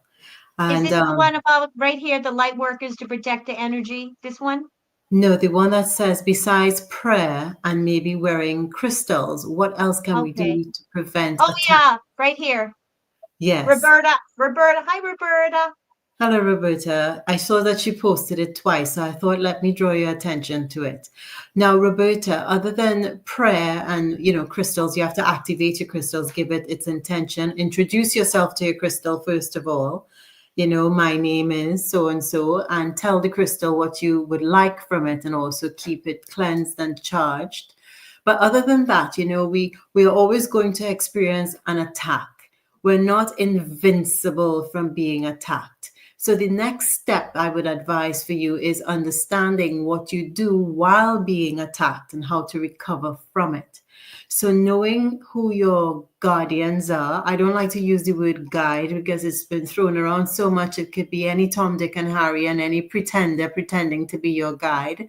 But as you learn who your guardian is or your guardians are, including your higher self, in these forms of attack or times of attack, those are the ones you call upon. They give you the information, the knowledge. They put up a frequency around you as well. And if you think that that's not sufficient, of course, you can always reach out for professional help. But please know that you can always help yourself. But you first have to be in contact with your guardians and have a very good relationship with them, so you know what they feel like their texture, that it's not a pretender, a fake thing, something that's just coming to feign protection or feign assistance. And once you have that connection, you'll find that you wouldn't worry so much about protection as well so much. You will know that if you do get attacked, you have the opportunity to bounce back. It's just like when you fall, you don't stay down, you get back up and you keep going, and you learn something every single time. So I just wanted to address that. So I don't know if Kate and Asria wanted to address that as well before we tackle your question, Lady D. No problem. Sorry, dogs. They have a lot they like to add. Yep. Okay, I'll say this, like when I'm going out in public, or I'll say this more personally. I have a family member who's a narcissist and is always trying to put cords in me. What I do is I do a couple of things. One is before I go out, I connect myself and ground myself, like Asria said, to the earth, to the divine, and then to my heart, and I activate my superpowers, which is shield of protection, shield of frequency, my protection. I call in my guardians, okay, always. And then sometimes I'll even suit up. For me, it looks like an astronaut suit. So I pretend, I'm putting on the feet and the legs and whatever on the helmet. And that feels to me like very protected. Then when I get to the family reunion, let's say of sorts, I will say to the room and to any being in that room, and especially specifically to the being of that one specific family member, do not touch me. If you touch me, you are gone. It will be painful and you will no longer exist. And I am serious about that. And I guarantee they stay away because they know I'm serious. They can feel it. If I have to say more or I know a practitioner that will remove you, do not touch me and I'm serious. They may try it, but then call your practitioner or actually take action and remove it. And they won't do it again. I'm just saying, and then it's like they'll start to know that you're very serious about it. Demons want more than anything to be attached to the person they're attached to. That's their life, that's their supply. So I'm just saying that as something to try. It works for me. I remember you I think saying, that's Kate, fantastic. I think I said that last time. It's very effective. And if they don't, some of them are ignorant. They'll be like, aha, she doesn't mean it. Oh yeah, I do. Because watch, I'm going to go in the bathroom and I'm going to clear you while nobody's watching me. And then let's see how you like me now. It's kind of like that. Oh, they're real bastards sometimes, but you have to, you know, all That's this love and light and stuff, I think has been thrust. We're all loving, let's hold the space, you know, the new age thing. Okay, it had its benefits, but one thing was, let's be really passive. No, we got to be assertive. And if aggression is called for, we need to be aggressive. I'm just saying, because otherwise it's our life or theirs. I'm saying the demons, and they're not going to take my life. I'll just say that. Right. Yeah, I would agree. I mean, I've had clients say, and people that I've spoken to, and I remember, I think I was telling Dee the story the other day. I was having a coffee with a lady once, and she said, "Oh no, the dark doesn't touch me. I don't acknowledge it, so therefore it's not there." Mhm. And I laughed because I thought she was joking. I was like, "You serious?" Like, oh, when you were saying about all the love and light, and yes, absolutely. But there's balance. Yeah. And as you said, if you are a being of light, they will go. It's a moth to a flame. Mm-hmm. So just by saying, I don't acknowledge it, doesn't always work. And yeah, you can be that kind of, what do you call it, a flip-flop warrior and stuff like that, but be mindful of what's around. And just as a small added protection on there, because I'm just curious about the time, is some of us, being human, we do like tangible. We do like some tangible things. So yes, and I love that, like that Peyton was saying, absolutely, with your crystals. But if we go back to the earth as well, and Dee mentioned there about rosemary, and I don't know what your thoughts here, guys, or Kate and Peyton, but one of the things that I started many, many years ago, because again, tangible to me was when, I'm not even going to say what age, felt real. And yes, you can do your visualizations. And if you can't visualize, just feel it. Feel that light. Feel that. I love that spacesuit. Feel that spacesuit. Don't fixate on visual. Because some people really, really can't and find it difficult to visualize. So feel it. Same thing. But sorry, last little thing. If you get a pouch, really small pouch, ideally like a red material. I'll have one here, but we might be taken off for indecent exposure, because I normally just carry it in my bra here. So and normally one at the top and one at the bottom, so on the heart and on the solar plexus, and it's either a particular crystal like black tourmaline, but then you also have rosemary. You can also put in there any sigils, and maybe we'll cover that off right another time. Or there's one or two other herbs which they're not coming to mind right now. But certainly putting one or two of those in, and you can either put like a paper, not a paper clip, like a nappy pin to pin them to you. Or just put them in your pockets. You can have one, you can have two, because sometimes having something that's a little bit more tangible sometimes makes us feel, like when we're babies and we have our like our blankies or our teddies that makes us feel safe. Even my 90-odd-year-old grandmother used to have something that she used to hold to make her feel safe, and that's perfectly fine too. But again, as Peyton says, talk it, set your intentions, talk into it, cleanse it. Don't just think, oh, I've taken it off one day and then I'm going to put it back in the next day and I'm going to be perfectly fine. Don't work that way. Set your spiritual hygiene behind it. Cleanse, clear, and so on. That's great. And Asria, those have energetic properties. The rosemary, the tourmaline, whatever you're using, even the bear that you've loved, the teddy bear that you've loved, it has that love frequency. If it's near you, that changes your energy field too, and your whole field will resonate to that. It's just, that's energy medicine is what it is. It's beautiful. I love that. And I love the spiritual hygiene. It's true. It's like if you didn't shower, didn't brush your teeth, how would you would be stinky, you'd have all kinds of bacteria and germs, and you have to do that spiritually as well. And yes, people forget that they have to cleanse their crystals and be personalized and get to know their crystals, as Peyton said. You can put them out in sunlight. um this selenite is a clearing crystal. All right, it clears. It's you put selenite on anything, and it can clear the crystal. Put them out during a full moon. Salt, because we have to understand, just because it's not a one and done, you have to continually. So it's not like you can brush your teeth once and not get cavities, right? So it's constant, and I love that, the spiritual hygiene. I just love it. Is there anything else before we start with the energy clearing and the cord cutting? Is there anything else that we did not touch upon that any of you lovely ladies would like to speak about before we get towards the end of the show here and wrap up? Nothing else for me, but I can see several other shows of different to be able to go into more of this, but nothing related to this. Nothing for me as well, but I'd like to add to what Asria said.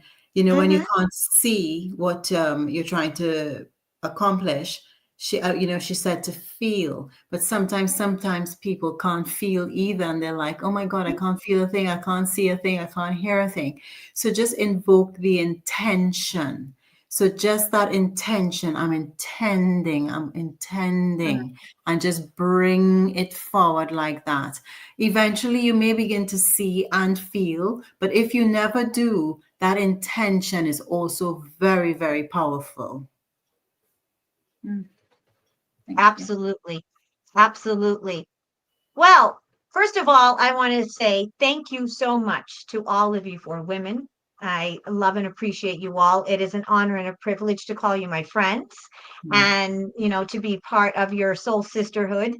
I love that we're in different countries and we're across the pond, but yet we are together in spirit and soul.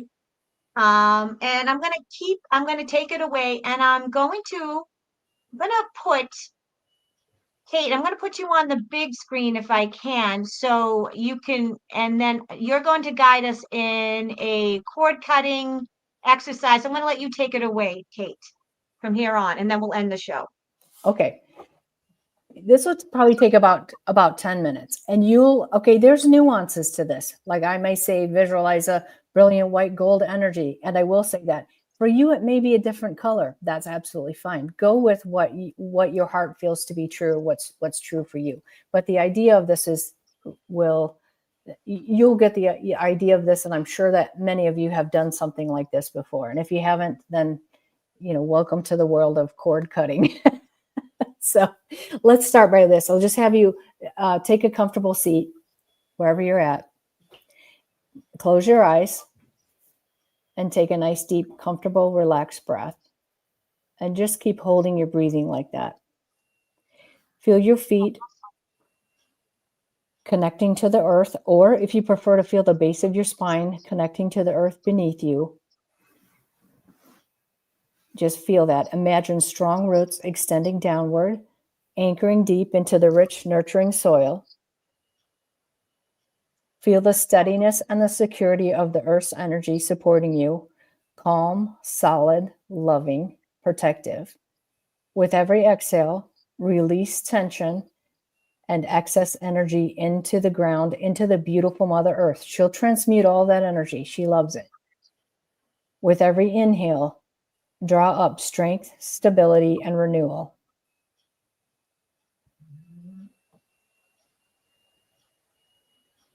So with every inhale, draw up strength, stability, and renewal. With every exhale, release tension and excess energy into the beautiful Mother Earth. Well, she'll transmit it until it's pure gold, can be used for some other beautiful, beautiful, beautiful purpose. Now lift your awareness upward above your head, beyond the crown, into the radiant divine light. Visualize a brilliant white gold energy flowing down from the divine source, God, or the universal light, whatever you would like to call the divine. And it could be any color, but just feel that beautiful energy coming into you, pouring into you. Let the sacred energy pour gently through your crown, down your spine, around your body or through your body. Let it merge with your grounding roots, uniting heaven and earth within you. You are the bridge between two realms. You're perfectly balanced. You're perfectly safe and protected. And feel that connection in your heart, the connection between the beautiful earth and the beautiful divine.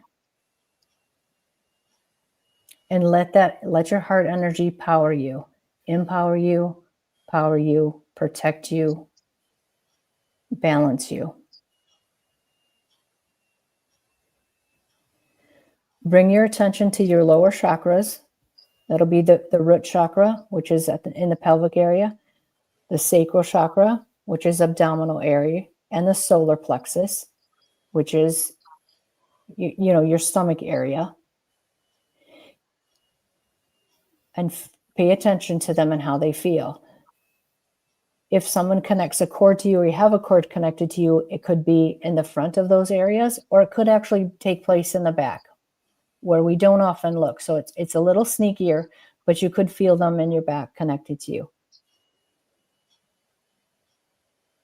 Visually or feeling, so what would that be? Visually or sensing, get a sense of any old attachments, cords, or energetic ties that may be in these areas, that are connected to any of these areas, front or back. They could be cords to people, to situations, to fears, or to outdated patterns. It could be ancestral. Just get a sense of where they're at. Now connect to your higher self and ask for assistance, or could be spiritual guides. The part of you, connect to the part of you that knows yourself, or a guardian who is here to help you. And we're going to cut those cords. There are so many ways to do that. First, get a sense of where the cord is placed, which area of your chakra, which chakra, front or back. And we're literally going to cut those. First, what we're going to do is we're going to acknowledge that it's there. We're going to say thank you to the divine that I can see this before me. I no longer choose to have this attachment. I no longer choose to allow others to attach to me, or old situations to attach to me. I'm releasing it.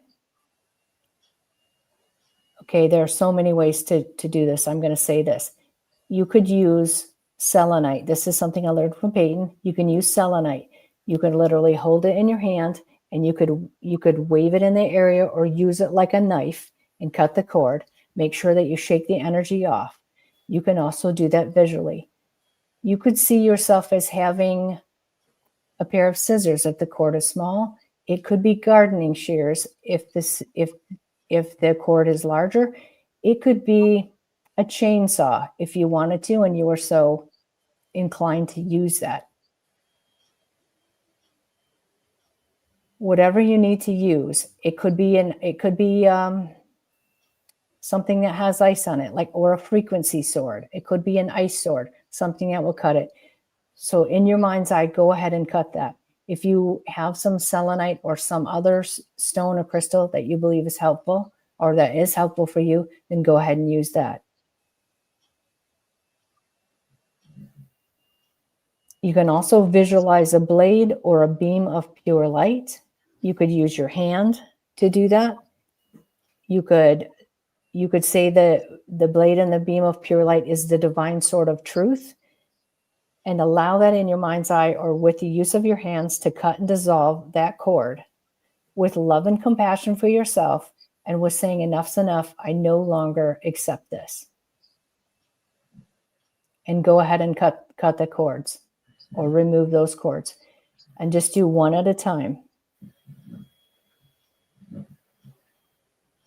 As the cords are removed, use the power of your mind or use your guardian to help heal and close that point at which it was attached. And then restore your energy body in the chakra where it was attached.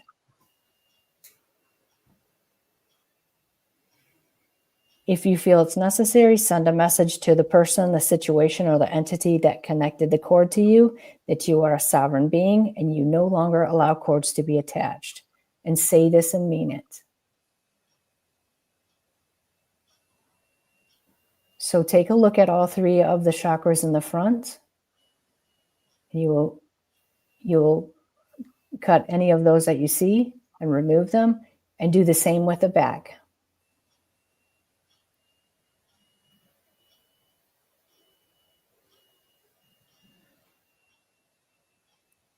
Let's just take another minute and we'll do that.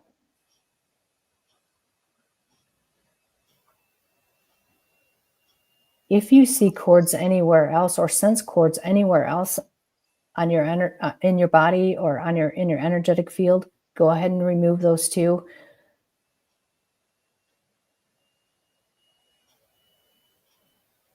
And then remember to heal that area where the cord was attached and restore your energy.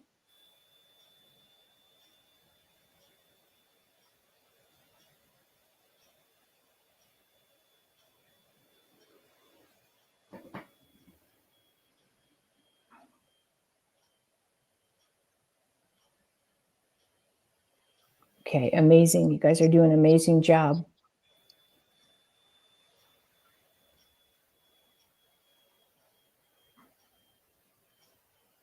Let's take about 15 more seconds just to take a look and see if there are any other cords that need to be removed.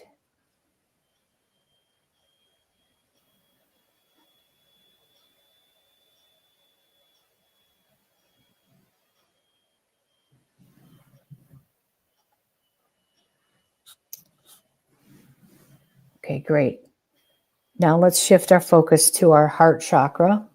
And if you didn't have time to remove all of them, then please re-listen to this recording, and then you'll be able to finish next time. So shift your focus to your heart chakra, the center of love and unity. Feel it expanding, glowing brighter with every breath. This is your center of power, pure, compassionate, and free. Let your heart energy radiate throughout your body, filling every cell with light. This is you connected to the earth and to the divine. And from this place, I'm feeling your heart. Then affirm this: I am grounded in the earth, connected to the divine, and centered in love. All of my energy returns to me purified and whole. I am free, sovereign, empowered, protected, and radiant. So be it. And take a deep breath and feel the fullness of your being, grounded, aligned, and shining from the heart. And then it is with gratitude that we thank the wonderful divine, and we thank the beautiful earth for our lives and for being souls of light. We are so grateful. And then when you're ready, take a deep breath, feel the fullness of your being. When you're ready, open your eyes and then carry this balanced power into the rest of your day. Knowing that you can come back and do this, and you may do this every day as part of your spiritual hygiene. I know I do, or some version of this. And then open your eyes whenever you're ready.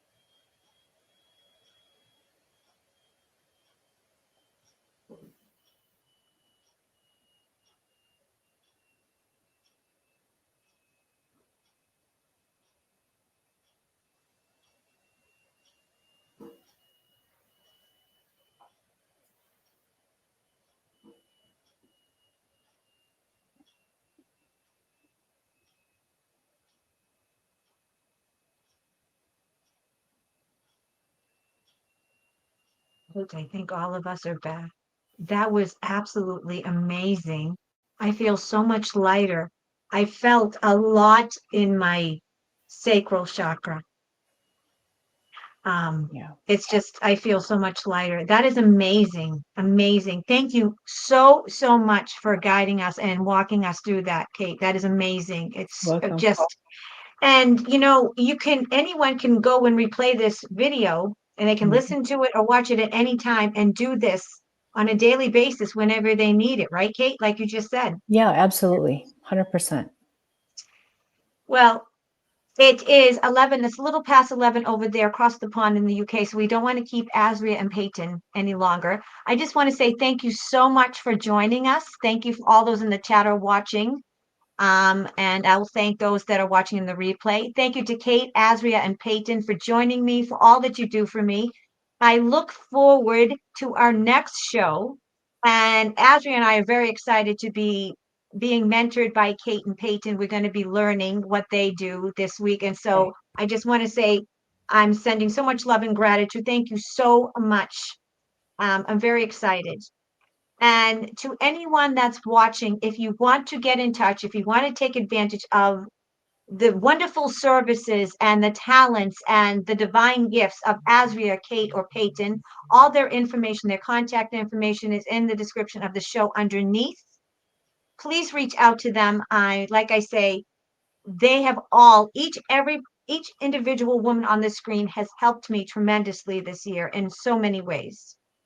And until next month, when we do this again, we're sending you so much love, so much strength, and know that you're more powerful than you'll ever know.